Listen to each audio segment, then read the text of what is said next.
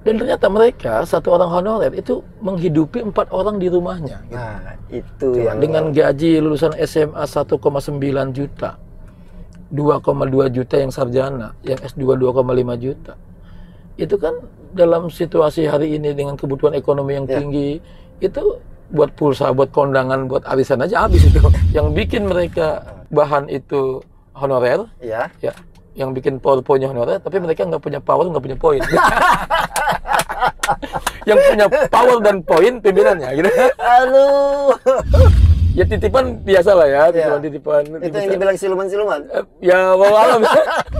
Nah, ternyata yang ada cuma guru, berbahagialah guru. Nah, ternyata tidak semua guru berbahagia. Dengan adanya formasi 500 ini.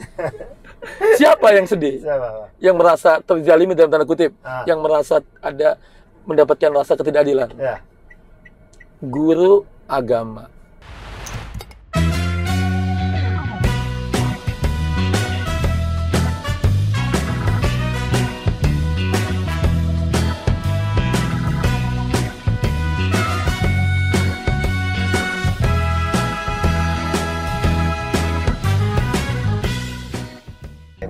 Assalamualaikum warahmatullahi wabarakatuh. Balik lagi bersama saya Ganis Bungsu, pastinya di program acara SOS, sajian obrolan santai. Nah teman-teman, kalau kemarin kita dari Kota Baja, Kota Cilegon, kita balik lagi ke Kota Serang. Baja loh, Baja hitam aja. Dan sekarang saya ditemani dengan anggota Dewan dari DPRD Provinsi Banten, Bang Jajuli Abdillah. Sehat Bang? Alhamdulillah. Gimana kabar? Manis, alhamdulillah. Santai nih ya, santai ya? Santai. Iya, awas loh. Ngomongin santai, SOS tapi tegang lagi. Tapi adalah sedikit-sedikit. Bang, sibuk apa sekarang Bang? Kan udah masuk masa reses. Jadi teman-teman turun, menyerap apa yang menjadi keluhan warga. Yaitu normatif lah, walaupun sesungguhnya aspirasi itu kapan aja bisa kita terima dan bisa kita perjuangkan. Gitu. Habis reses nih Bang, di mana kemarin itu, ya formalnya kan kita harus turun, ada dokumentasinya, masyarakat. Kemarin kemana Bang? Daerah mana? Di Dapil lah. Dapil ya, di Karangtengah, Lawangan, Ciledug, Pinang, Cipondoh. Tangerang ya Bang ya? Tangerang, kota Tangerang kan dibagi 2 dapil kan. So, kebagian 5 kecamatan tuh teman-teman. Banyak yang berinspirasi Bang di sana. Wah bukan mah. Walaupun dibolak-balik ya nggak jauh-jauh dari urusan yang sama. Gitu. Urusan anaknya nganggur, kerja bagaimana nih Pak Dewan? Suaminya dipecat, pendapatan turun, sembako habis Pak Dewan, SPP anak belum kebayar Pak Dewan, cicilan rumah utang banyak, gitu. Harga sembako belum stabil, gitu kan? Tampung semua itu Bang. Iya. Di kota sih udah agak jarang yang ngeluhin soal infrastruktur ya, walaupun masih ada beberapa di perumahan yang soal banjir, soal saluran.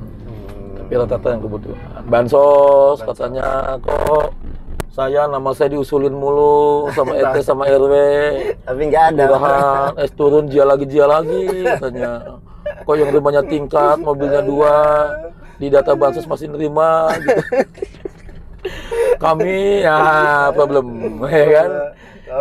Problem itu. Saya bilang, tapi ibu jangan nyalahin RT sama RW ya, kasihan teman-teman saya itu. Nah, mereka udah ngusulin. Ya itu harus diedukasi lah bahwa. Tapi tetap dicek Bang ya? Dicek. Kasihan lah. Benar. Keluhannya itu. Selebihnya adalah kan ini menjelang pemilu kan. Jadi mereka menanyakan juga tentang politik, bagaimana cara nyoblos kan gitu. Sosialisasi. Karena ada di Niabang itu. Iya, kalau kaitan dengan mitra kerja ya memang kita yang membidang itu karena KPU dan Bawaslu kan. Iya. Kemarin kita baru tekan MOU NPHD. Apa isinya Bang? NPHD itu ini tentang kesepakatan tentang keuangan untuk penyelenggaraan pilkada malah itu. Pilkada 2024. Kemarin dana yang dari dana cadangan kita angkatkan lewat Banggar dengan TAPD kita dorong lewat Komisi 1, akhirnya muncul anggaran sekian. Nah, kemarin ada kesepakatannya. Jadi udah dipisahkan anggaran itu untuk penyelenggaraan pilkada. Ya, itu kan memang hajat daerah ya. Iya, benar Bang. Nah, kalau pilpres kan dan pileg hajatnya hajat nasional kan. Artinya sudah rigid tahapannya, kemudian pelaksanaannya, anggarannya. Itu sudah insya Allah pemilu akan lancar. Cuman problemnya memang dari hasil reses dan rembuk dengan masyarakat kaitan dengan edukasi politik, sosialisasi ya. Sosialisasi bagaimana misalnya format surat suara. Harusnya itu ada di KPU kan Bang ya? Ya memang KPU ya? dengan segala keterbatasannya ya. Lalu sudah menyampaikan itu Bang? Ya memang sosialisasi dalam sebuah fungsi menyampaikan informasi kepada publik itu harus semua. Jadi persepsi kita juga harus sepakat dulu nih, jangan sosialisasi seolah-olah hanya ansih tugas KPU, bukan. Semua civil society, pemerintah daerah, RT RW. Jadi sampaikan ke masyarakat. Satu, kita ada pemilu, ya kan, 2024. Dua, kapan, tanggal berapa? Hari Rabu tanggal 14. Apa yang kita lakukan ya pemilihan, apa yang kita pilih, ya kan? Oh, presiden, legislatif. Ya kan, DPD RI.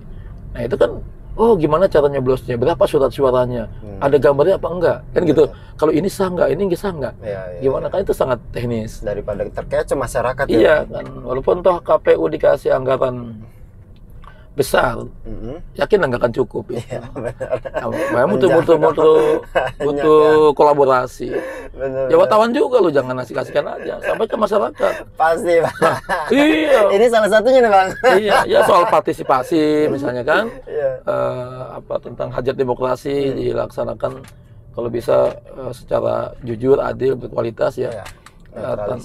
Ya kan, ya, hindari money politik uang, kekerasan, oligarki dan macam-macam lah kan, ini harus diedukasi.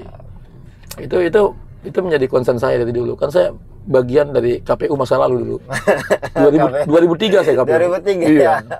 Udah hatam. Yang ngerasain mimpin, ngerasain anggota komisioner.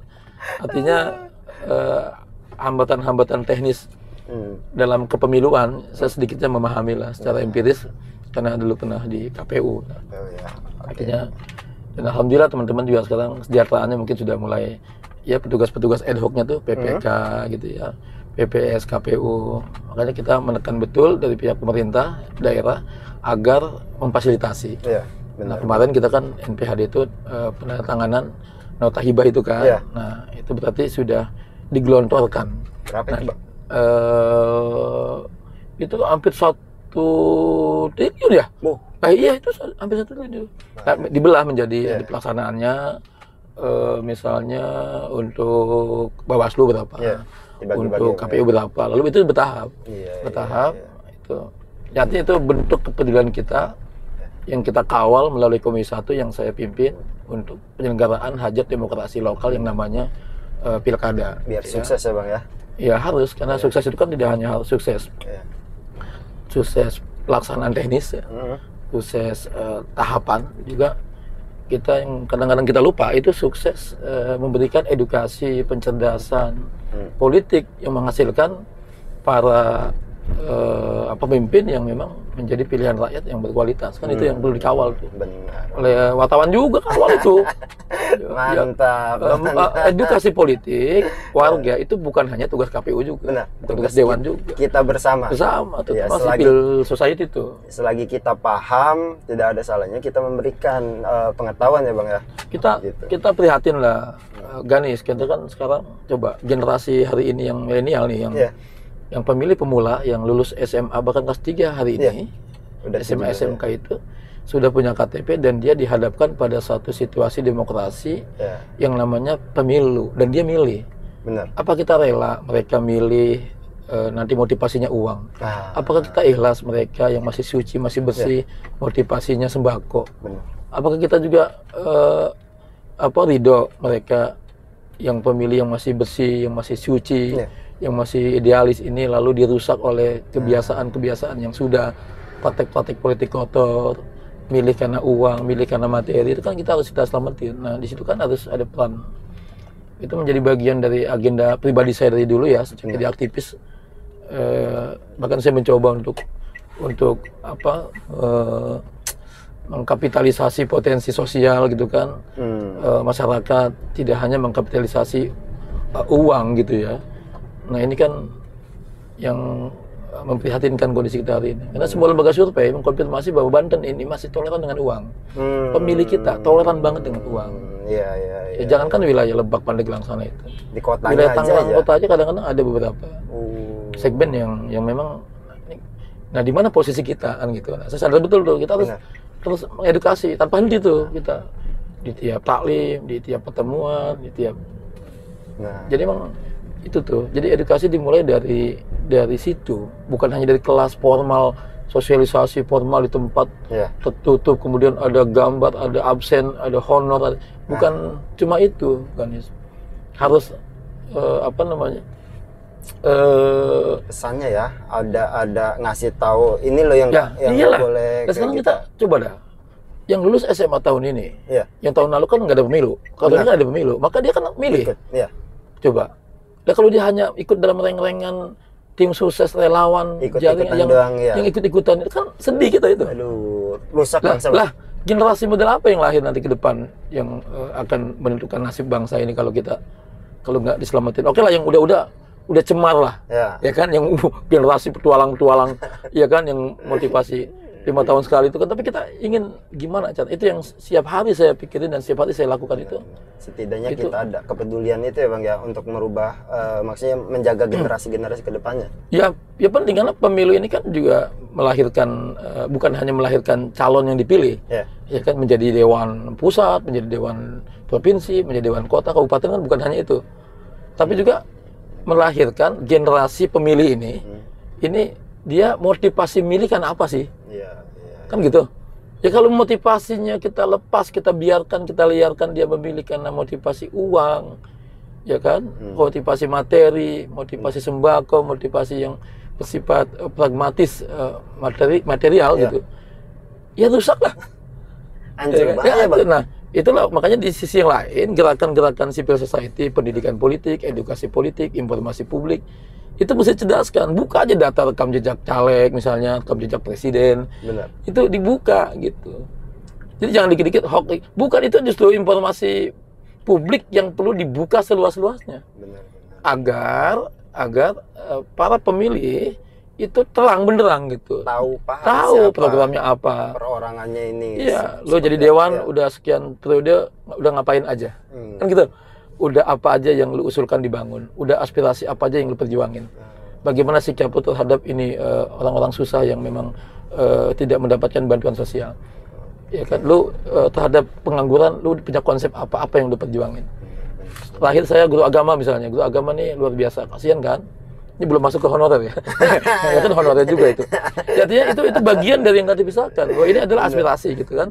Bayangin loh guru agama yang sekarang mengajar anak kita 3 jam 1 minggu, lalu formasinya nggak ada. Jangankan dia jadi PNS, P3K, formasinya aja nggak ada. Honorer. Itu kan kait-mengkait gitu. Berarti Bang, iya tadi balik lagi kalau soal kalau generasi sekarang terus kasarnya dicocoki dengan uang, sembako dan lain-lain untuk menuju Indonesia emas, jauh. Ya itu bumi dan langit ya. Kita hanya punya idealisasi, punya cita-cita, tapi mencapai cita-cita itu seperti apa? Kita nggak punya peta jalan. Sama tuh. Ya kan? Kita ingin kita di pinggir pantai. Kita ingin menuju pulau emas atau pulau ideal, pulau dambaan, pulau tujuan ya. Tapi kita selampangan menuju pulau itu, kita nggak tahu nih jalan yang mau kita tempuh kemana, ya kekuatan perahu kita sejauh mana, bensinnya sejauh mana, perbekalannya sejauh mana, kita nggak tahu. Ya kan? Akhirnya nyemplung aja tuh ke laut, ya kan? Akhirnya dia ada ombak, dimakan hiu, konyol juga itu. Nah itu kan kita perlu peta jalan, perlu edukasi. Makanya kembalinya ke pendidikan. Ya kan, selebihnya nanti soal agama kan juga membuat panduan kita. Misalnya kita di politik misalnya walaupun demokrasi elektoral ini kita bersaing ya tetap kita jaga tuh, jangan hasut, jangan dengki, jangan sombong, jangan fitnah, ya kan? Jangan saling adu domba. Nanti kan juga standarnya moral kan ke agama itu. Benar. Ya kan? Oke lah dia harus menang. ya kan? Kita kan bukan juga penganut politik menghalalkan segala cara kan? Iya. Ya kan apa aja dibabet gitu kan? Enggak juga. Nah itulah makanya ada kesan politik kotor kan gitu. Sebenarnya bukan politiknya, politik dalam sebuah teori kan ya teori politik, ada ilmu politik, ada ada teori kebijakan tentang filsafat politik, sosiologi politik, banyak. Itu kan teori yang dipelajari oleh teman-teman mahasiswa kan. Nah, nggak pernah kotor, sama dengan ekonomi, dengan agama. Masa ketika agama kita yang suci, kemudian ada umatnya yang mabuk, umatnya yang melanggar, ya menyalahkan agama gitu. Politik juga kan sebenarnya nggak ada yang kotor Bang.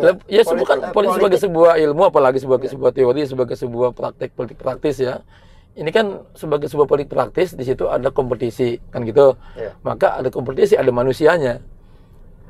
Kompetisi elektoral, demokrasi ya. Pemilihan-pemilihan, maka ada subjektivitas di situ. Ada dukung-mendukung gitu. Nah, inilah dikelola, di manage kan. Di situ ada regulasi, ada wasitnya, ya kan. Nah, ada etikanya gitu. Nah, ini yang diabaikan kan standar etikanya. Kita main hantem gitu kan. Nah di situ saya lihat bahwa perilakunya, kalau udah bicara perilaku bukan politiknya, manusianya. Manusianya, benar. Nah itu teman-teman, ini baru sebentar menarik obrolan ini. Ya masa kita ada orang agamanya Islam, dia nggak sholat, masa nyalain agamanya? Oh gimana kok? Ya kan, ya orangnya lah itu kan manusianya. Ada politik, ya kan dia main politik, lalu dia kelakuannya macam-macam. Ya itu kan manusianya. Benar. Nah, yang kotor itu manusianya gitu ya. Ya walaupun sistem politik yang praktek-praktek hari ini kan selalu mendominasi. Ya ada main hantem, ada kebohongan publik, ada main fitnah kesannya gitu kan. Seolah-olah biasa apa ini. Ya kita mencoba yang itu jangan dibiasain gitu kan. Oke. Itu kan edukasi. Edukasi. Mantap. Aduh, Bang. Ini tadi soal aspirasi. Ngomongin ini Bang, untuk nanya-nanya honorer gimana nih Bang? Karena lagi baru kemarin Presiden udah tekan kontrak ya, udah nekan untuk tidak ada lagi, gimana Bang? Soal honorer tadi baru tadi tuh artinya baru tadi saya di ruangan yang datang dua versi satu sedih, layu wajahnya, buram, nggak tentu nasibnya seperti apa. Statusnya nggak pernah berubah, nasibnya pendapatannya nggak pernah naik-naik, sementara kebutuhan tinggi ya tadi mengadu tuh. Jadi ya honorer yang di KP3B. Udah lama itu Bang ya? Ya kan mewakili situasi banyak orang kan, banyak honorer yang lain kan. Artinya walaupun 2-3 orang yang datang ke saya tadi, artinya itu mewakili lah aspirasi, kegelisahan teman-teman yang lain. Kedua, itu yang memberikan apresiasi, artinya dia ngasih buku ke saya, ada kayak piagam, kayak bukan award gitu ya, memberikan support ke saya karena mungkin kalau kata Anwar kan, abang ini bapak honorer katanya. Urusan honorer ke saya dah. Tapi kan ini bagian dari ikhtiar perjuangan dan bagian dari amaliyah gitu kan. Apalagi soal manusia kan, kita saling bantu. Karena tidak harus di komisi, bantu sesama teman, sesama manusia kan tidak harus dengan posisi jabatan ya. Tapi mungkin saya lebih strategis karena saya di Komisi 1 yang bidangnya tentang kepegawaian, urusin guru-guru, ya honorer dan sebagainya kan. Yang sering turun ke jalan dulu. Ke jalan, ya kan di sinilah kita ngerasain betul. Nah akhirnya saya menyimpulkan bahwa ini soal memperjuangkan nasib honorer ini bukan sekedar soal status dan kesejahteraannya. Ini soal kemanusiaan nih. Benar. Ini kan kenapa kemanusiaan? Karena mereka ini kan satu ya, mereka manusia jelas. Mereka butuh penghidupan. Pasti. Mereka butuh materi. Mereka butuh standar untuk memenuhi kebutuhan dia. Standar. Dan ternyata mereka, satu orang honorer itu menghidupi 4 orang di rumahnya. Gitu. Nah, itu yang dengan gaji lulusan SMA 1,9 juta. 2,2 juta yang sarjana, yang S2 2,5 juta. Itu kan dalam situasi hari ini dengan kebutuhan ekonomi yang tinggi, itu buat pulsa, buat kondangan, buat arisan aja habis itu. Untuk diri sendiri aja mungkin. Ya itu udah habis. Ya kan kalau hitungan rasional, kalkulasi angka-angka ekonomis nggak akan cukup kan. Cukup.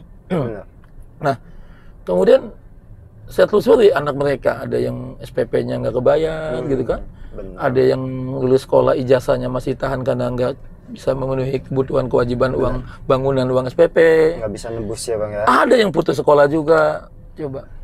Ada yang memang dia sambil dagang di rumah, punya warung, ada yang sambil ngajar ngaji, sambil ya memang itu fenomenanya begitu. Maka maka kelihatannya kita harus masuk para pihak, ya pemimpin ya, artinya ya di eksekutif, legislatif, siapapun yang terkait langsung untuk membantu merubah kebijakan, mendorong untuk pengangkatan status dan kesejahteraan mereka itu, ya harus terdorong lah secara kemanusiaan gitu.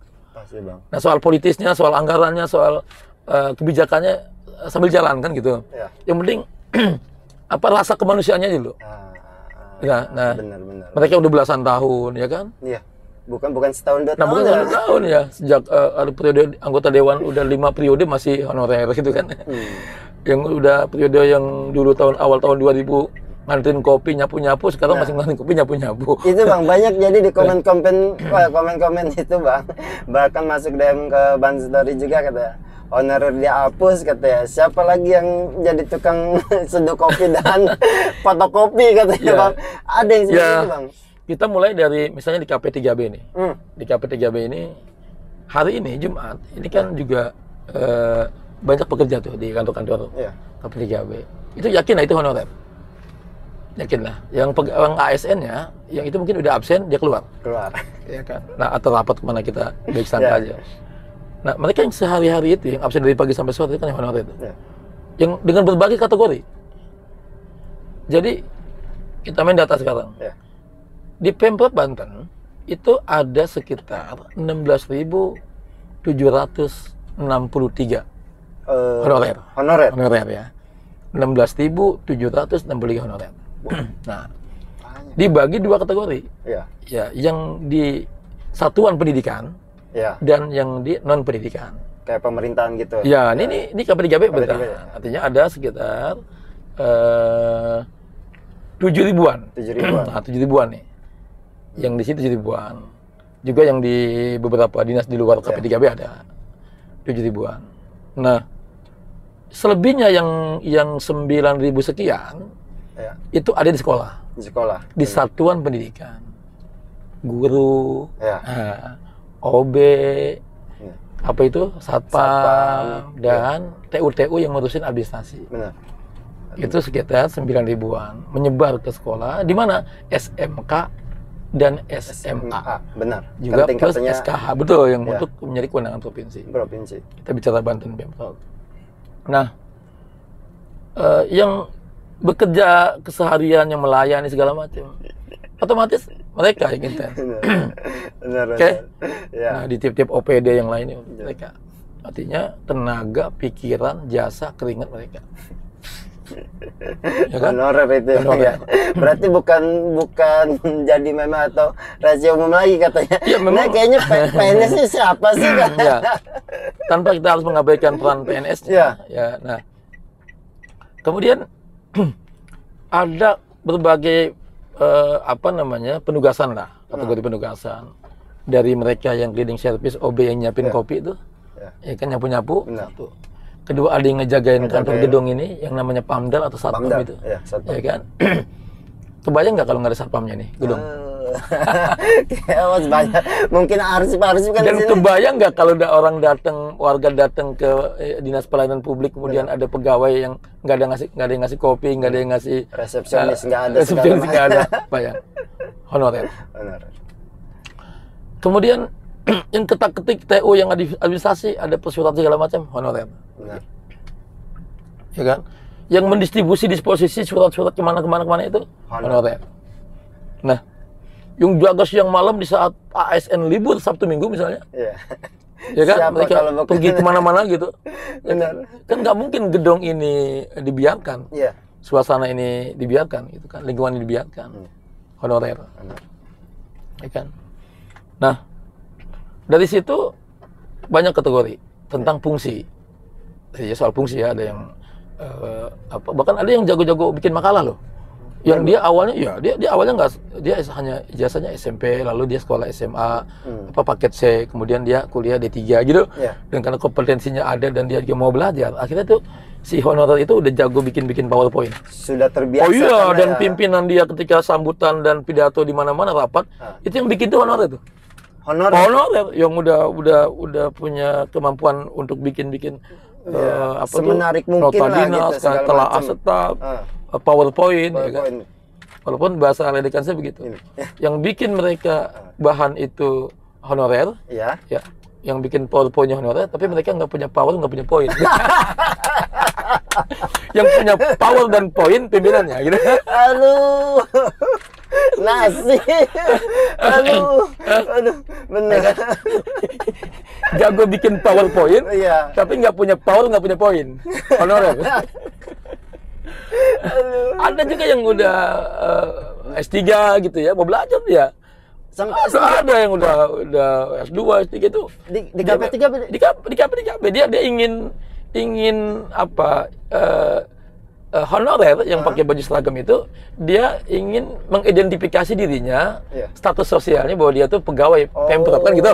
Kan penting juga di lingkungan tuh. Ya kan? Sesungguhnya mereka masih honorer gitu. Tapi alhamdulillah mereka di luar ada yang ngajar gitu ya. Ada yang punya pendapatan lain, sampingan karena gitu. Tidak cukup ya Bang, nggak cukup lah. Ya Bang, bener. Aduh, mungkin lebih gedean di luar. Ya iya kalau pendapatan ya, kalau iya lah, artinya ada juga ada teman-teman honorer, saya kan agak mendalami juga kaitan dengan, nah dia itu hanya status aja, warisannya banyak. Duitnya banyak, kontrakannya banyak, sawahnya lebar. Pendapatan per bulan itu banyak gitu.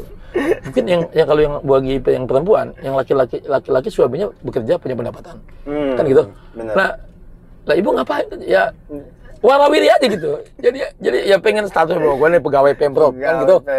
Ya, tapi saya ingetin, kadang-kadang saya ingetin, tapi ibu tetap bekerja ya, jangan passion bapak ibu ya, jangan sekedar apa itu merek aja bahwa dia ini adalah pegawai Pemprov gitu kan. Kalau bahasa ini mah jangan cuman cosplay. Nongkrong majang-majang aja di depan resepsionis atau di depan loket-loket Samsat gitu. Nah, sebenarnya itu yang kadang suka ada yang bolos segala macam, itu yang karena mereka akhirnya kan ada gaya hidup juga di situ. Ada honorer tapi ada gaya hidup, handphonenya lebih bagus dia daripada saya. Tahu mobilnya, ada honorer mobilnya, ya kan, kendaraannya ya kita baik sangka bahwa dia tuh mungkin memang basicnya keluarganya secara ekonomis udah mapan gitu kan. Tapi dia ingin status, menjawab statusnya dia adalah pegawai Pemprov gitu. Kan gitu. Nah, ada juga yang hobi dia uangnya banyak, warisannya banyak, harta bendanya banyak gitu, rumahnya gedong, tapi dia senang aja bergaul dengan teman-temannya sebagai sama honorer gitu. Oh, sebelumnya. Iya, makanya banyak tuh yang raktir, yang apa. Benar. Ada juga. Yang lucu ada juga yang apa? Bukan ya, artinya ada ya titipan biasa lah ya, titipan. Itu yang dibilang siluman-siluman. Ya, walau alam. Honorer siluman. Ada suatu saat misalnya Sekwan dulu. Sekwan karena saya di Komisi 1 kan, saya tegaskan. Sekwan berapa jumlah honorer yang ada di Sekwan gitu kan? Ada 500 misalnya ya. Di gedung Dewan itu ada 400 sampai 500. Yang benar saya bilang kan. Coba saya mau tahu. Saya punya hak tahu ya. Ya akhirnya kan kedatanya itu cuma ya artinya ada yang tidak pernah masuk gitu ya, ada yang datanya doang gitu. Dulu zaman Pak Denny kalau nggak salah Sekwannya. Coba diuji Pak Denny, di apel pagi diundang gitu ya. Kita pengen tahu fisiknya. Gitu kan. Ya fisiknya kita pengen tahu juga gitu ya, fisiknya. Jangan datanya misalnya 400, fisiknya berapa? Karena selama ini tidak diperlihatkan. Akhirnya ya caranya begitu, caranya dapat apel ternyata 300 kemana yang sekian ratus lagi gitu kan. Itu yang dibilang honorer siluman. Lalu kita dorong dia supaya tegas, kasih sanksi misalnya berhentikan misalnya gitu ya, atau diperingatin atau dipindahkan gitu. Pernah ada kejadian itu? Iya, nah dia ngeluhnya ketika udah mau diambil keputusan dan kebijakan mau dipindah, mau dikasih sanksi atau mau diberhentikan, itu malam-malam ditelepon gitu. Iya, sama bin-binnya ya. sama mungkin sama orang yang nitipnya gitu ya. Ngeri punya bin. Jadi ada tren di sini, ada bin ya. Nah, aduh Pak Ketua, aduh Pak Dewan, kita kok tahu dari mana baru selesai rapat untuk memberi sanksi mindahin orang atau berikan orang honorer. Kok keluar rapat udah dia ngebel gitu. Ini berarti ada siapa yang ngasih tahu ke ininya kan? Saya bilang Pak Sekwan atau teman-teman yang lain di OPD. Titipan itu biasa gitu ya. Benar. Dititipin itu biasa. Kitanya yang harus kokoh punya standar gitu. Ya. Dan sampaikan juga kepada orang yang nitip itu, yang bin-binnya itu katakanlah ya. Nah, supaya titipan lu ajarin dong supaya bener gitu. Soalnya titipan lu ini males, nggak apel pagi, nggak punya inovasi, ya kan? Selfie doang kerjaannya, main game doang kerjaan di kantor, di absen nggak ada. Artinya harus ada keberanian menyampaikan kepada binnya itu, agar masing-masing dibina gitu. Bener. Kalau nitip dan dia kerjanya bagus segala macam. Itu wajar lah, apalagi kalau standarnya ada, normatifnya kita bisa. juga nerima ya. Wah, itu kan biasa lah. Iya kan? Ya, tapi lu jangan nitip ya. Biasa itu, biasa. Tapi pembinaannya, pembinaan. Jadi kasih sanksi biar si binnya itu malu gitu. Nah, mikir gitu loh. Aduh, gua malu gua udah nitipin. Jangan sekedar nitip nggak tahu bagaimana kinerjanya, bagaimana pengawasannya, bagaimana kondisi dia, itu kan juga malu-maluin yang nitip juga. Nitip tapi tidak bertanggung jawab itu Bang. Iya, dilepas dulu aja. Itu ya kultur yang ada di kita. Ya kultur dan mindset dan kultur yang ada di kita. Nah, akhirnya secara fisik ternyata cuma sekian ratus gitu. Mana sekian? Nah, makanya saya tegaskan tata. Makanya saya semenjak saya pegang ketua komisi 1 saya tekan betul tata. Bukan dihapus, bukan dipecat, tata saya bilang. Tata dikelola tata, karena banyak yang pintar-pintar, kasihan juga. Ya kan? Gitu loh. Bangun suasana adil. Begini misalnya, jangan orang yang malas, ya kan tidak apel pagi, jarang masuk, karena dia titipan, akhirnya dia nggak mendapatkan sanksi apa-apa. Tapi ada orang yang bukan siapa-siapa, nggak punya bin, kerjanya bagus, punya inovasi, apelnya rajin, ya. Tapi dia ternyata terus tenaganya ditekan gitu ya, ya kan? Tapi tidak dikasih apresiasi apa. Ini kan juga yang salah problemnya. Gitu. Nah, kembali ke soal data, Ganis. Non pendidikan itu ada sekitar 7.000, dan yang di pendidikan itu sekitar ada 9.000-an. Di pendidikan, di satuan pendidikan itu ada di sekolah, di SMA, di SMK dan SKH.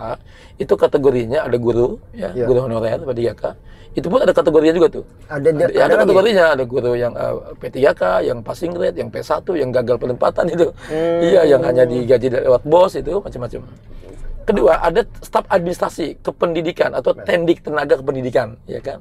Kalau guru kan pendidikan, pendidik ya. Kalau ini tendik tenaga kependidikan.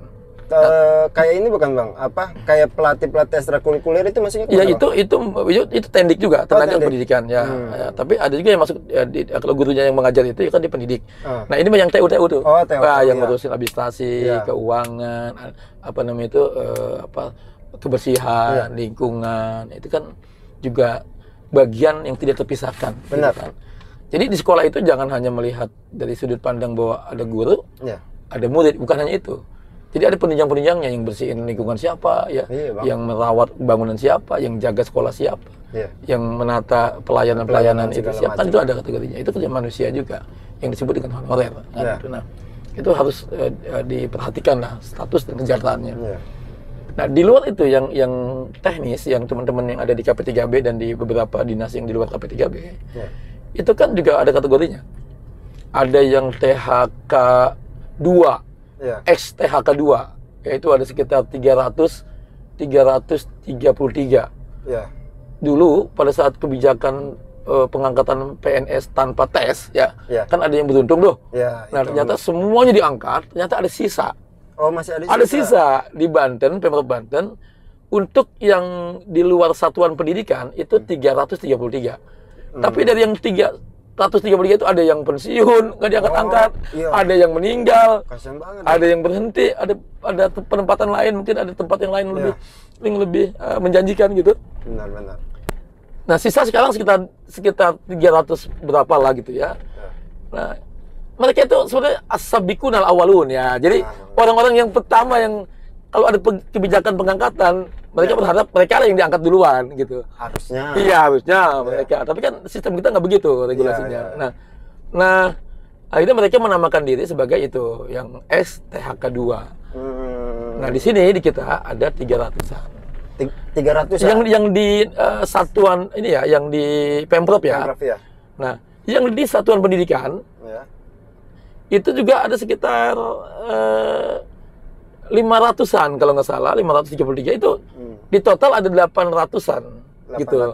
800 Pemprov Banten punya THL THK 2. Ya, itu yang sudah ya mau pensiun gitu, kasihan di sekolah itu. Benar. Ya, yang udah mungkin sudah capek, sudah tua-tua. ya statusnya nggak berubah, kesejahteraannya nggak naik-naik, gitu. Nah, mereka itu sebenarnya generasi awal, ya kan, yang teman-temannya sudah jadi kepala dinas, sudah jadi camat, sudah jadi kepala sekolah, sudah jadi kabag, mereka masih agak itu kita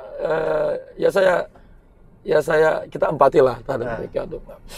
Kemudian di luar itu yang ada mereka yang non PNS ya, non PNS ya betul, THL non PNS honorer ya, mereka juga ada wadahnya itu yang Kang Taufik Hidayat ketuanya itu, pimpinannya, koordinatornya ya, yang terus berjuang untuk teman-teman baik status maupun kesejahteraannya sampai kemana-mana lah, ke pusat, kemana-mana, komisi 10, komisi 2, komisi 8, ke Menpan RB, ke BKN, ke Dirjen GTK, itu ikhtiar perjuangan mereka itu luar biasa lah, kita apresiasi di situ. Nah, di luar itu ada yang teknis, ada yang SH, ada yang SOS, ada yang SIP, ada yang SPD di dinas, ada yang AMD, ada yang akuntan, ekonomi akuntansi, ada yang mereka disebut sebagai honorer tenaga teknis.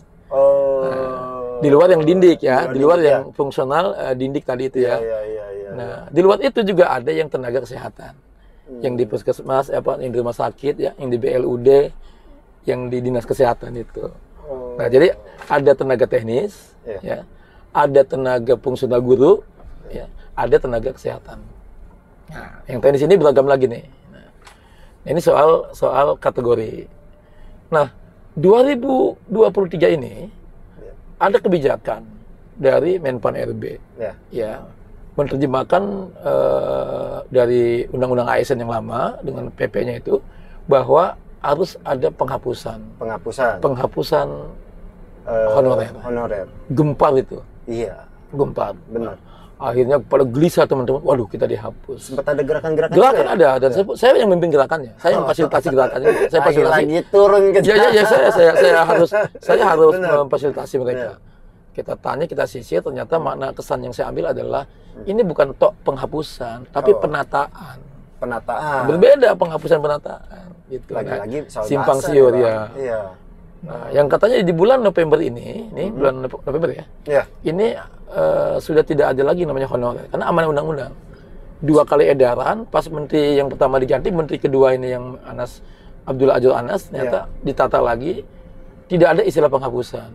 Nah, jadi gerakan Banten ini berefek kepada gerakan-gerakan lain. Akhirnya kita menekan supaya jangan ada penghapusan. Ketupannya dari Banten ya? Dari Banten, karena Banten kan ke Jakarta dekat sekali. Kita kawal mereka. Akhirnya tidak ada penghapusan, yang ada penataan. Oke.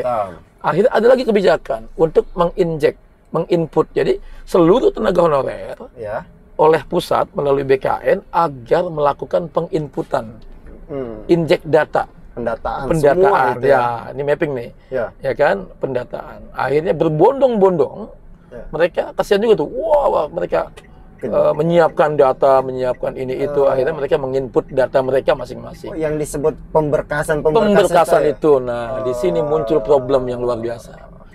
Apa problemnya? Satu, tidak semua bisa terinput, tidak semua bisa terinjek, tidak semua bisa menginjek dan menginput. Oh. Nah, dari 16.000 yang tadi ya, Iya.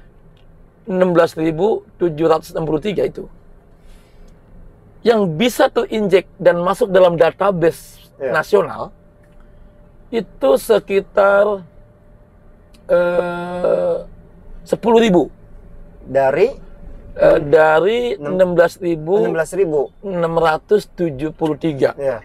Cuman 10.000. Ya, 10 sampai 9.000 ya. 9.000 ya. 9.000. Itu yang bisa menginjek. Sisanya Sisanya tidak terinjek. karena dia nggak paham apa gimana? Bukan. Nah, Apa? ini problem kedua adalah Hah?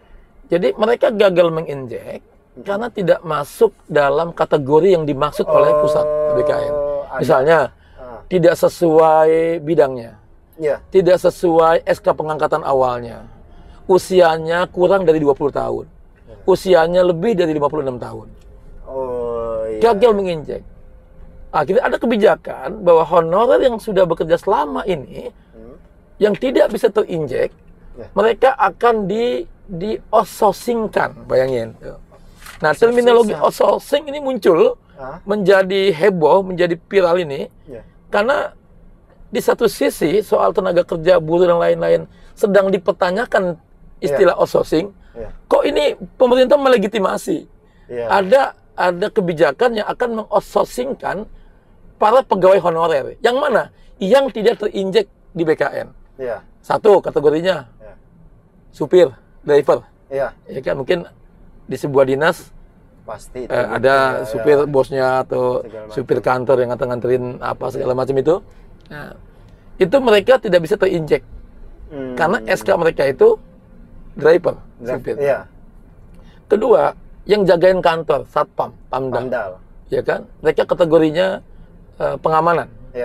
Ternyata tidak ada dalam sistem BKN untuk kategori ini. Klasifikasi ini nggak ada, gagal terinjek. Dua. Ketiga, mereka yang bersih-bersih, bikin kopi, nyapu-nyapu, yang fotokopi segala macam, yang disebut dengan pramubakti, OB atau apapun namanya itu, ya kan, yang luar biasa ininya, fungsinya, ya. Nah, mereka menginjek gagal. Kenapa? Karena di sistem di sana tidak ada kategori dia. Menangislah mereka ini. Pasti kita kerja kasarnya siang malam, ya kan? pagi sore kan. Ternyata tidak ada jaminan menginput. Nah, sementara brand atau kesan yang muncul di publik, proses pemberkasan injek ini dipahami sebagai pintu masuk jadi PNS atau P3K, coba. Artinya mereka memandang bahwa kalau mereka gagal pemberkasan, maka nasib mereka, kesempatan mereka tertutup untuk menjadi ASN atau P3K, coba. Nangis lagi mereka. Bisa gitu. Pak, kami supir di awal-awal aja, Pak. Sekarang saya sudah sekolah, sudah SMA ijazah punya, sudah sekian belas tahun. Benar. Pak, kami jaga kantor, Pak, dari awal. Tapi kami juga kan sudah sekian belas tahun. Pak, kami bikin kopi, nyapu-nyapu, ngebersihin kantor. Tapi kami juga kan, Pak, udah sekian belas tahun. Kok kami gagal menginjek? Maka kami dengar kami akan di-outsourcing-kan, Pak. Izin, Pak Dewan, izin. Mohon perjuangan kami, kan. Nangis mereka. Pasti, ya kan? Pasti banget.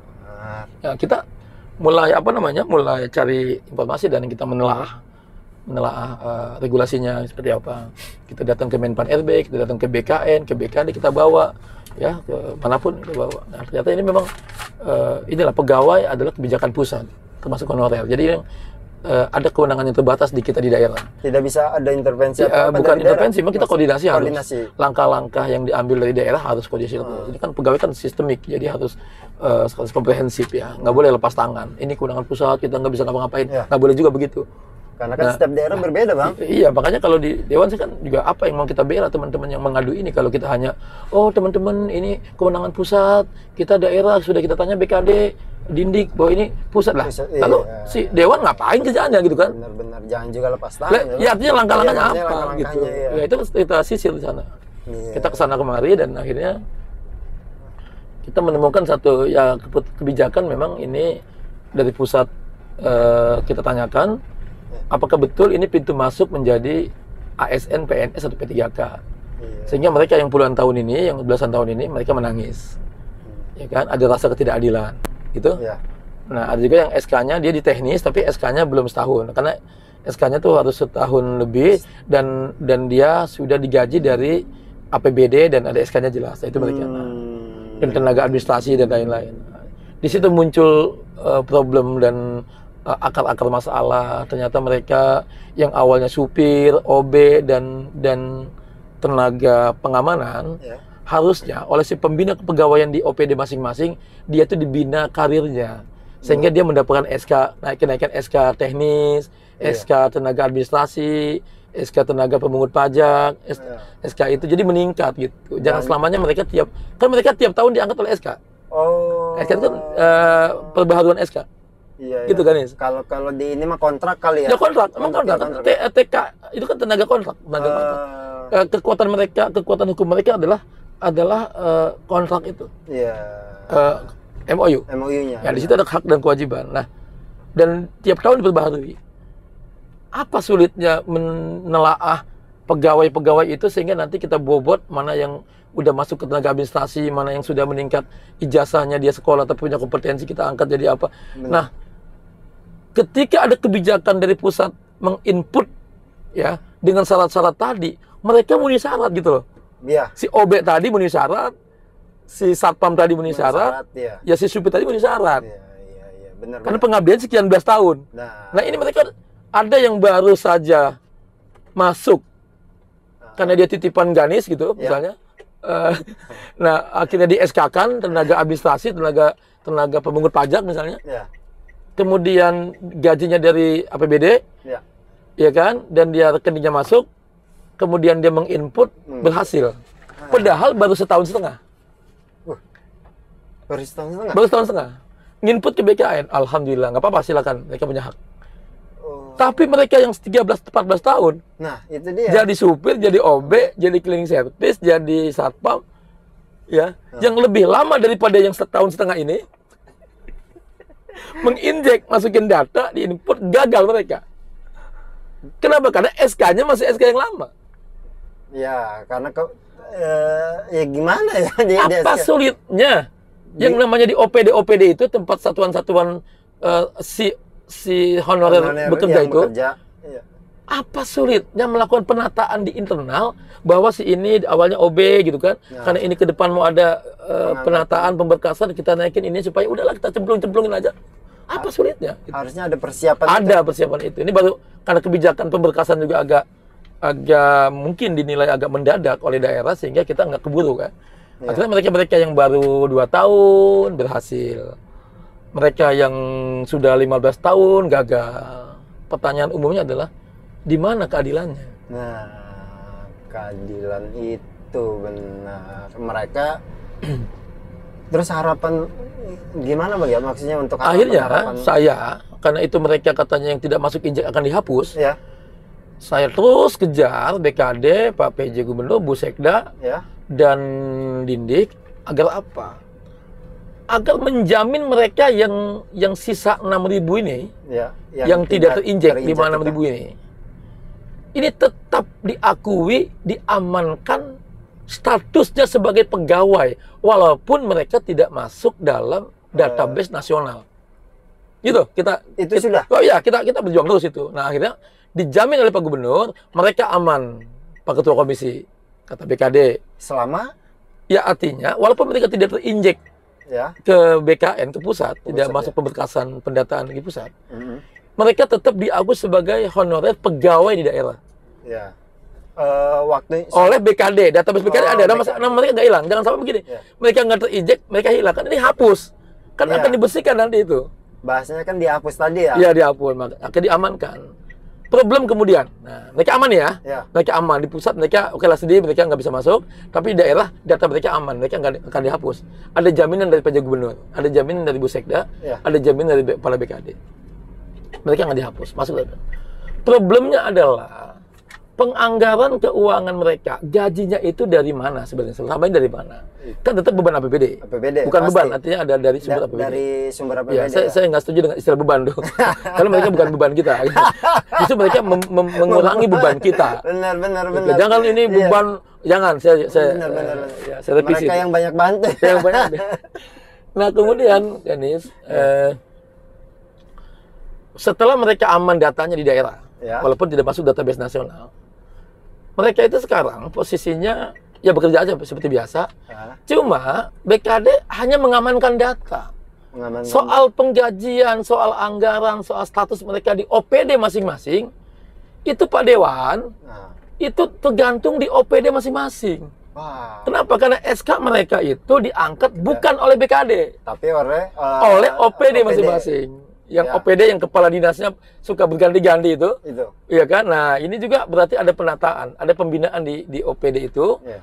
Karena tiap OPD kan ada yang namanya umum dan kepegawaian. Ya. Sebenarnya salah satu fungsi si Kasubag Umpek itu adalah menata sebagai BKD-nya di internal OPD itu. Nah, dialah yang menata berapa pegawai, berapa tukang sapu, berapa satpam, berapa cleaning service, ya kan? Ya. Berapa yang disiplin, berapa yang sarjana, berapa yang udah sekian tahun, masa berapa yang pensiun, itu kan mereka ditata. Nah, penataan mulai dari situ. Yang kita dorong ya. Ya. Penataan mulai dari situ dioptimalkan pengelolaannya, penataannya. Jadi karir si OB pun ada. Ya. Karir si supir pun ada. Benar ada. Karir ada gitu ya. Ada karir. Nah, mereka nanti tinggal apakah nanti seperti apa rekrutmen. Nah, karena mereka di SK kan oleh PD, dalam konteks kebijakan BKD nggak tanggung jawab, tidak mau bertanggung jawab karena bukan kewenangannya. Ya, karena bukan saya yang Soal data kata BKD, Ah, kami amankan Pak Ketua Komisi, kami amankan soal data. tapi Soal penganggaran, apakah di OPD itu dianggarkan apa tidak untuk gaji mereka? nah, Wallahu alam katanya. Kami nggak tahu, ya kan. Nah, ketika bilang begitu, saya bilang lagi ya, tapi koordinasi dong. Ya. Anda kan pembina kepegawaian. semestinya ya kan? itu Ya, mah otomatis dia sudah dong. mengkoordinasikan, sudah optimal nih BKD. Ya. Sudah mengkoordinasikan agar OPD. Nah, ini kan semuanya kan kata OPD, ya.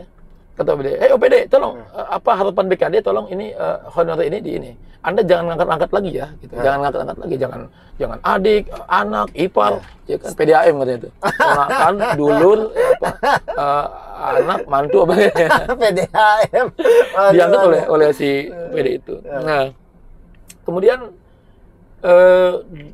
ada keberatan, ada sikap skeptis dari kepala OPD karena ada semacam surat STPJM namanya, surat pertanggungjawaban mutlak. SPTJS, ya semacam di atas materai gitu, janjian mereka bahwa si ini, terutama mereka yang kemarin diinput di data itu, wah betul-betul mereka udah bekerja. Nah itu mereka sanksi itu. Karena kalau ada kepalsuan atau yang tidak benar mereka tanda tangan itu nanti akan ada sanksi gitu ya. Nah akhirnya mereka pun nggak boleh untuk angkat honorer lagi, tapi bina honorer yang ada. Nah soal anggaran Pak kan soal kebijakan kata OPD. Ya kami bisa saja dianggarkan, tapi kan itu ada TAPD, ada Banggar, ada Dewan, ada Eksekutif, ada Legislatif. Benar. Juga ada pimpinan kami, Pak PJ Gubernur gitu kan. Nah, kita pun ke PJ Gubernur agar mengamankan kebijakan ini dan PJ Gubernur respon dan memberikan garansi mereka nggak akan dihapus dan tetap dianggarkan untuk bekerja. Nah kita pegang aja tiap tahun makanya. Nah, muncul lagi masalah, mereka yang sudah bekerja ternyata pengen naik honornya gitu. Ya tiap kali mereka yang kesejahteraannya ingin dinaikkan. Nah, kita suarakan saja. Bahkan saya sempat interupsi pada saat sidang paripurna terakhir, saya hanya menyampaikan aspirasi mereka. Bagusnya Pak Ketua Dewan juga merespon agar Pak PJ Gubernur memperhatikan kesejahteraan tenaga honorer. Kalau masih ada anggaran-anggaran yang bisa disisir, yang anggaran-anggaran yang masih bisa disesuaikan agar peningkatan honor pendapatan dari para tenaga honor ini mohon untuk dinaikkan gitu ya. Uang ini mereka gitu ya. Itu pun aspirasi yang berbeda ya. Artinya itu menyangkut kesejahteraan lah, peningkatan gitu. Saya suarakan di situ. Iya. Nah, itu kan kebijakan lebih di atasnya kan kebijakan TAPD, kebijakan Banggar, soal fiskal, soal pajak segala macam kan juga nanti ada banyak pertimbangan. Yang penting gitu. Tapi itu pendataan tadi dari PJ setuju itu udah finish dan tidak bisa dirubah lagi. Untuk yang ini harus udah final. Data mereka itu sudah final. Mereka kan yang keluar itu kan ada yang meninggal, ada yang pensiun, ada yang bosan, ada yang nggak kuat, ada yang apa. Mereka kan juga akhirnya berkurang kan di OPD itu. Mungkin di situ ada peluang dari kepala OPD akhirnya menambal sulam segala macam mungkin saja ya. Nah yang perlu diperhatikan juga adalah soal sekolah ini, guru kan yang ada yang pensiun, guru honorer. Tapi pola penggantinya belum ada, ini banyak keluhan. Nah ini kita ingin menekan betul bahwa kepada Dindik, BKD dan kepada Pak PJ Gubernur agar fokus juga kepada pola rekrutmen, pola pelayanan pendidikan yang ada di sekolah-sekolah, itu banyak sekali guru-guru mata pelajaran yang pensiun tapi tidak ada penggantinya.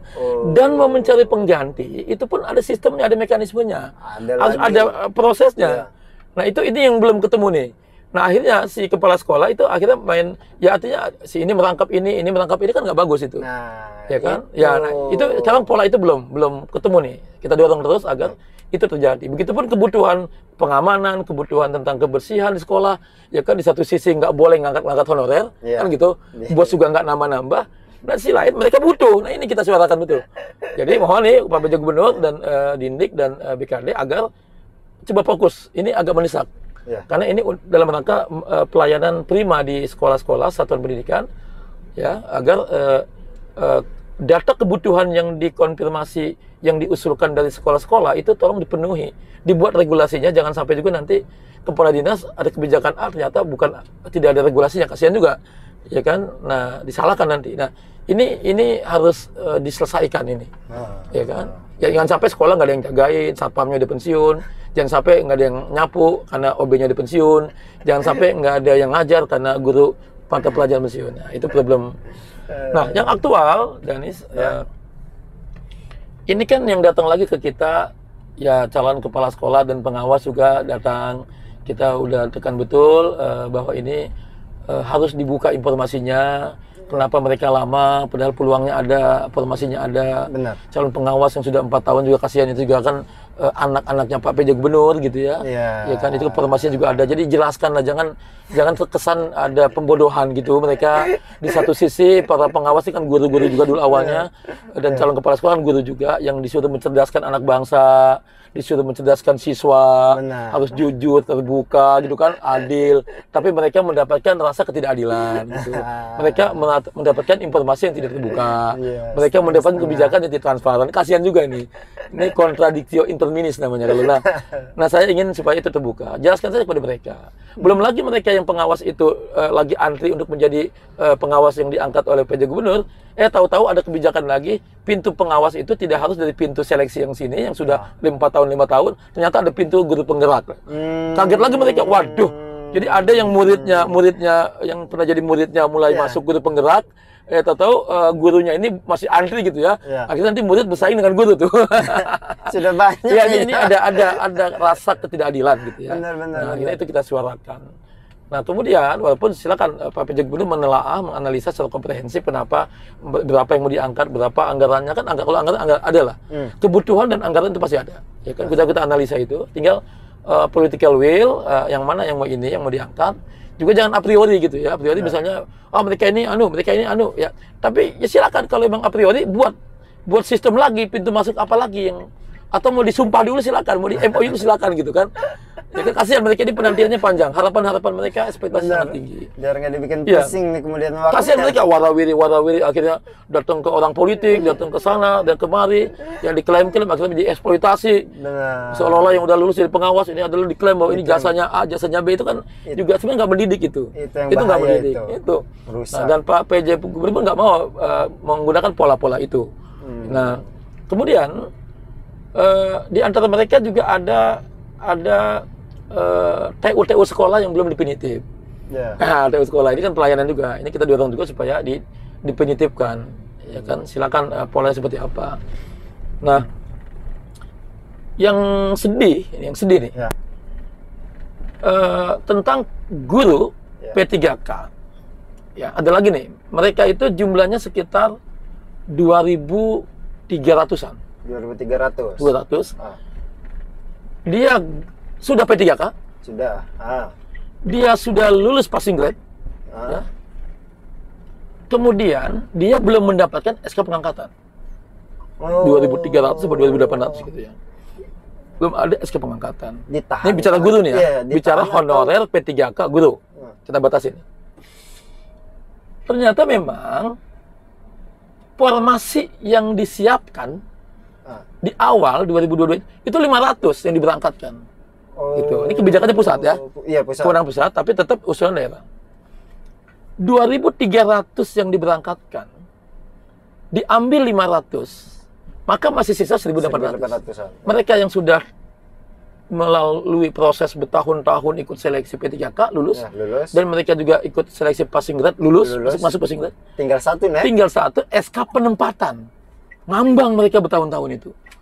Nah, ada kebijakan, usulan dari daerah 500 ke pusat. Nah, 500 itu akhirnya mereka kesana kemari menekan, kita mengeluhkan ke kita bawa ke Menpan RB, kita ke BKN, kita Dirjen GTK, kita kemana-mana. Akhirnya tahun ini 2 bulan 3 bulan yang lalu ada pengumuman serentak se-Indonesia. Ya. Itu ada pengumuman kelulusan SK penempatan guru honorer yang lulus passing grade. Ya. P1 Ya, yang lulus passing grade. Passing grade. Nah, Banten berapa? Gitu kan? Ya. Nah, Banten 500 sesuai dengan angka tadi. Nah, cuma mereka ada sekitar 78 atau 32 atau 37 itu angkanya. Itu yang ketika di awal mereka merasa sudah lulus passing grade, yang 500 diajukan, pas turun namanya hilang. Gitu. Namanya nggak ada. Bisa gitu? Jadi udah lulus P3K, sudah masuk passing grade, nunggu SK penempatan, diusulkan 500, pas pengumuman oleh Dirjen GTK, hilang. Nama mereka hilang. Pemprov Banten ada 30-an. 32 kalau nggak salah itu. Ya 2 atau 37. Nah, ngadu lagi mereka. Biasa. Kita kan komisi air mata. komisi air mata. Aduh. Nah, mereka ngadu, mereka merasa dijolimi, mereka ada ketidakadilan. Nah, kita bedah, ini kewenangan siapa, apa masalahnya. Kita undang BKD, PJ Sekda, kita undang Dindik, lalu kita bedah, kita juga cari tahu ke Dirjen GTK, kita cari tahu ke Menpan RB, ke BKN, kita cari tahu ada masalah apa ini. Salahnya di mana? Salahnya di mana? Karena ini guru yang lebih dominan, ini domainnya adalah domain Dirjen GTK. Menristek Dikbud, Dikdistek ya. Nah, Menristek Dikbud. Nah, ada salah satu dirjen yang menangani soal itu, GTK, guru dan tenaga kependidikan. Nah, Profesor Nunuk dirjennya. Di sana kan yang ngurusin itu. Nah, ternyata di sana itu ada semacam panselnas. Jadi pansel yang memvalidasi, memverifikasi segala macam. Entah apa, pokoknya kok hari gini di ujung begini kok mereka divalidasi lagi gitu. Enggak dari awal. Ada yang katanya tidak linear, ada yang katanya segala macam itu. Akhirnya mereka menangis sampai hari ini, dan mereka punya forumnya itu, forum guru yang lulus passing grade ya. Bu Hesti dan kawan-kawannya yang terus berjuang. Selamat terus berjuang ya Ibu, sabar, dan terus kita sama-sama bergerak lah ya kan, bukan hanya mendoakan tapi bergerak kita untuk Ibu dan teman-teman yang terus ikhlas mengajar dan juga belum mendapatkan nasib yang baik ya. Nah, kemudian mereka sampai hari ini belum jelas yang sisa itu. Sampai hari ini dia mencari keadilan, dia kesana kemari lewat ormas-ormas mungkin paguyuban guru, apakah PGRI, apakah PGI atau lain-lain itu, dan itu mereka sedang berjuang, bergerak, dan sampai sekarang kasihan mereka itu sudah mengajar belasan tahun, kemudian sudah lulus P3K, sudah masuk passing grade, sudah merasa diusulkan, tahu-tahu mereka belum penempatan. Problem kemudian yang ditempatkan dapat SK juga alhamdulillah. Cuma mereka ngadu lagi, kenapa Pak? Kami orang Lebak kok ditempatkan di Tangerang. Pak, kami orang kabupaten kok di Lebak, Pak. Ya, itu problem kemudian. Nah, ini soal penempatan. Saya sampaikan, bukan saya bela Pak PJ Gubernur atau Pak Tabrani atau Pak Nana. Bahwa penempatan itu memang menjadi kewenangannya, domainnya pusat penempatan. Karena orang pusat itu tempat itu nggak lihat-lihat orang tuh, nggak lihat lokasi ya. Nah, mungkin basisnya adalah mata pelajaran atau guru. Dan ada keluhan lagi, guru yang sudah belasan tahun di satu sekolah dipindahin ke sekolah yang lain. Kepala sekolahnya merasa kehilangan. Guru yang baru yang masuk merasa nggak betah dan sebagainya, ini problem lagi. Ya, ini problem hari ini. Nah, kemudian juga datang lagi kesempatan tahun ini. Alhamdulillah ada formasi P3K se-Indonesia, dan Banten, Pemprov Banten hanya kebagian 500. Karena usulannya, mungkin formasi usulannya berapa, kebagiannya 500. Untuk guru nih ya, guru bahagia. Tapi ada yang sedih, tenaga kesehatan sedih, nggak ada formasinya. Yang di rumah sakit, yang di BLUD, yang di Dinkes. Mungkin nanti lah ya. Iya, mungkin nanti. Nanti. Kedua yang sedih adalah teman-temannya Pak Topik yang tenaga teknis, yang SH, yang SOS, yang SIP, ya, yang AMD, yang tenaga, yang SE itu mereka ternyata tidak ada formasi untuk tenaga honorer teknis. Aduh, Ngeluh lagi mereka ke kita.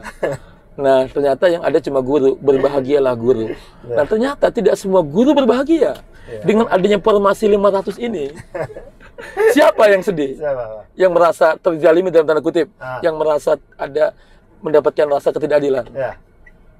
Guru agama. Guru agama. Guru pendidikan agama Islam. Kenapa? Yang mengajar di SMA, di SMK, dan di SKH. Oh, karena beda ini ya? Dia tidak ada formasinya dari yang kuota 500 itu.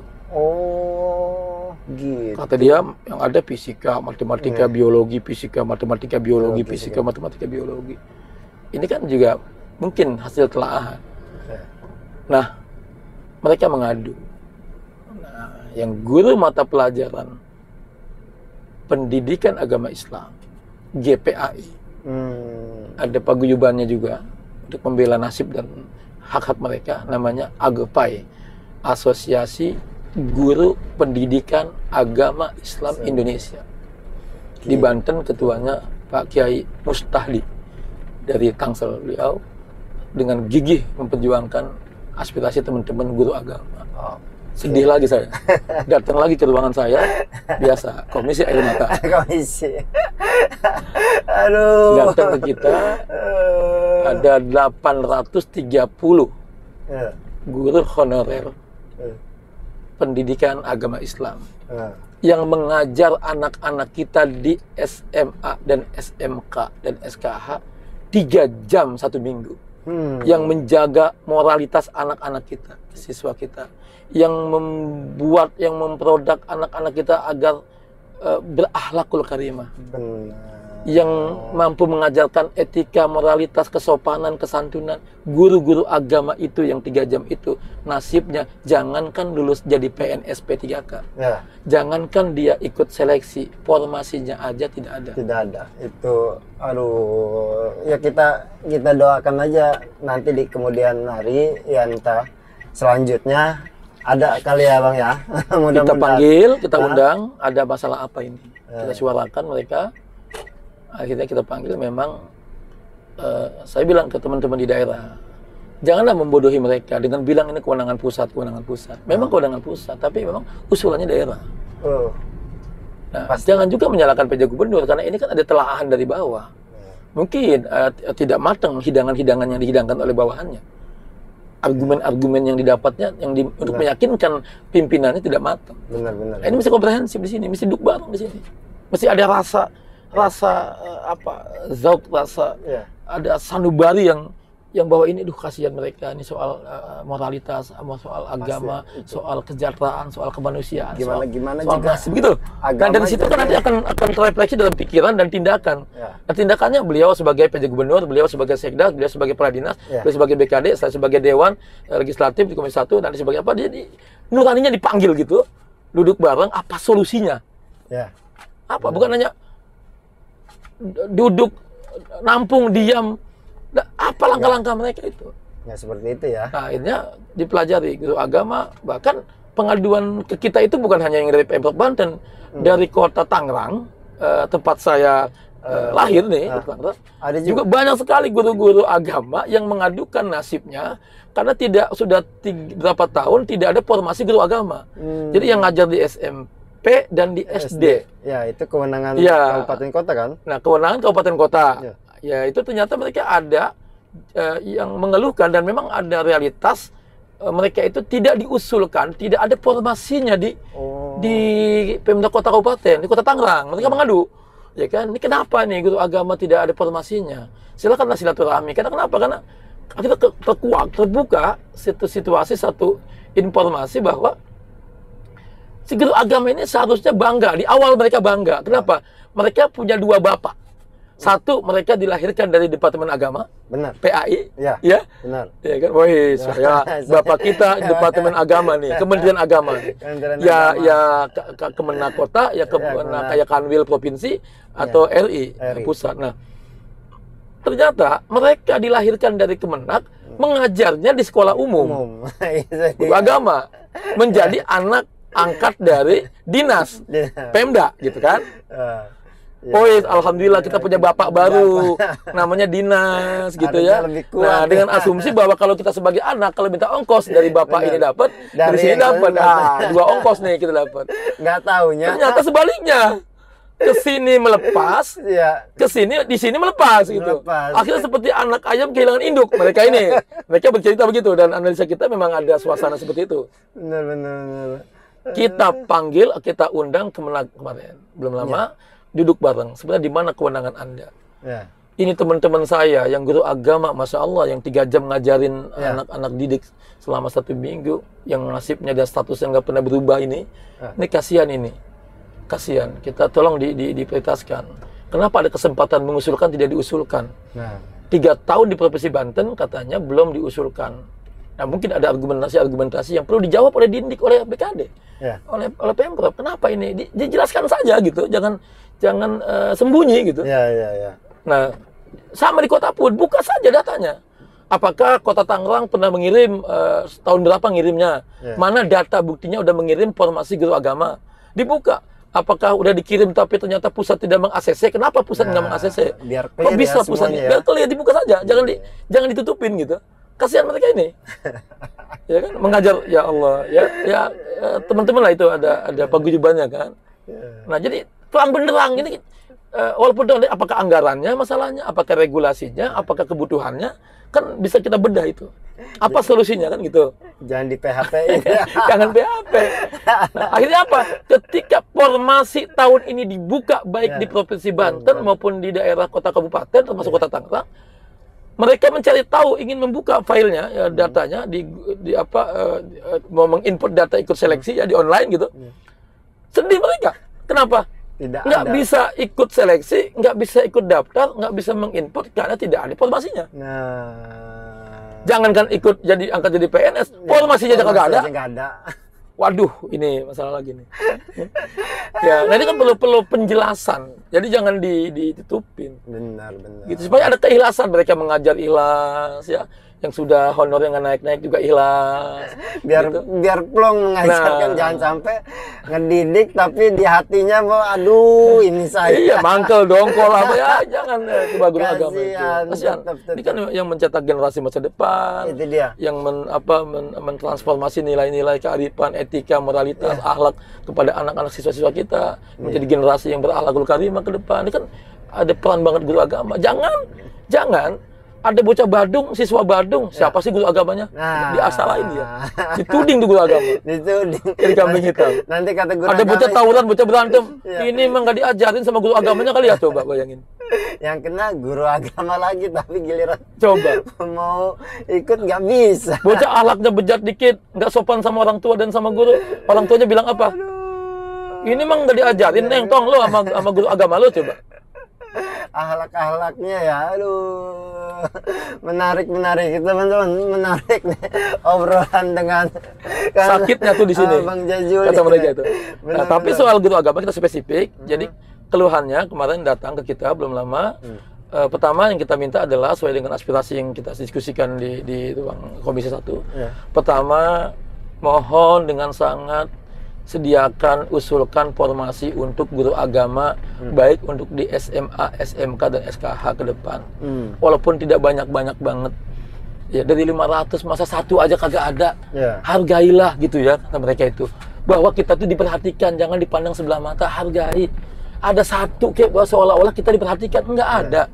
Udah 3 tahun katanya tuh. Pertama itu. Tapi Dewan akan coba. Ya udah kita sampaikan. Maka kita udah bikin nota dina, kita bikin surat, kita supaya kan kebijakannya eksekusinya kan tetap di eksekutif, tetap kita kawal.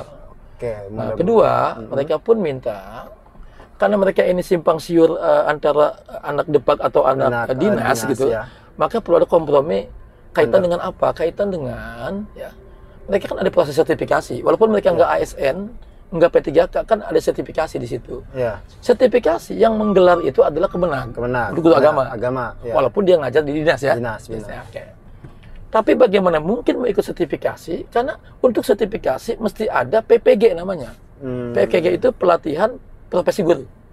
Jadi guru yang mendapatkan sertifikasi, yang bisa ikut sertifikasi adalah guru yang sudah mengikuti pelatihan profesi guru, dia profesional sebagai guru, ada buktinya. Itu yang- PPG. Nah, yang menggelar di mana dinas dia mengajar, di situ dia. Nah, makanya untuk dinas pendidikan ya gelarlah itu di guru agama PPG.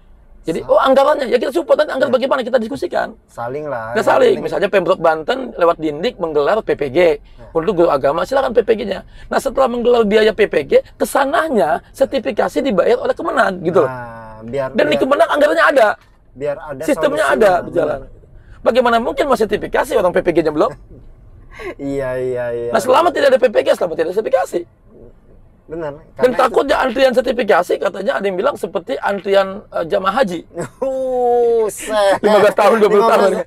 Aduh, Antrian seperti antrian jamaah haji yang mau berangkat haji katanya. Kan sedih. Nah di situ perlu duduk bareng, perlu kerjasama, perlu kolaborasi, perlu sinergis. Ya antara Dindik, gelarlah PPG. Oh Pak, anggarannya nggak ada. Yuk ngomong apa gimana baiknya. Ngomong, ya kan? Kita dorong tuh supaya anggarkan untuk PPG.